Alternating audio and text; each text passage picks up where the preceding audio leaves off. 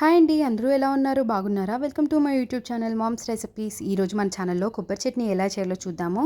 దానికోసం ముందుగా కడాయి పెట్టుకొని పల్లీలను అయితే బాగా ఫ్రై చేసుకుందాము. ఆ తర్వాత ఇవన్నీ ఒక గిన్నెలోకి ట్రాన్స్ఫర్ చేసుకొని అదే కడాయిలో కొంచెం ఆయిల్ అలాగే సన్నగా కట్ చేసుకున్న కొబ్బరిని కూడా వేసుకొని కలర్ చేంజ్ అయ్యే వరకు అయితే ఫ్రై చేసేసుకుందాం. ఆ తర్వాత అదే కడాయిలో కొంచెం ఆయిల్ వేసుకొని టమాటోస్ పచ్చిమిర్చిని కూడా వేసుకొని టమాటో సాఫ్ట్ అయ్యే వరకు ఫ్రై చేసుకుందాం. ఆ తర్వాత కొంచెం చింతపండుని కూడా యాడ్ చేసుకొని ఇవన్నీ ఒకసారి బాగా మిక్స్ చేసుకున్న తర్వాత స్టవ్ని అయితే ఆఫ్ చేసేద్దాము.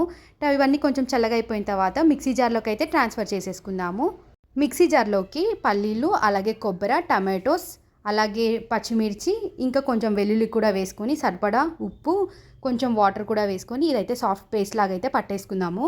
ఆ తర్వాత ఇవన్నీ ఒక గిన్నెలోకి ట్రాన్స్ఫర్ చేసుకొని ఇవైతే తాలింపు పెట్టుకోవాలి. ఆ తర్వాత దాంట్లోకి ఒక గిన్నెలో కొంచెం ఆయిల్ అలాగే ఎండుమిర్చి పోపు దినుసులు కరివేపాకు వెల్లుల్లి కూడా వేసేసుకొని ఇవన్నీ అయితే బాగా ఫ్రై అవ్వనివ్వాలి.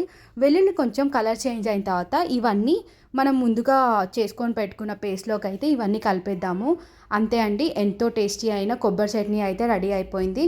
ఇది వేడివేడి అన్నంలోకైనా లేకపోతే టిఫిన్స్లోకైనా ఎంతో టేస్టీగా ఉంటుంది. ట్రై చేయండి.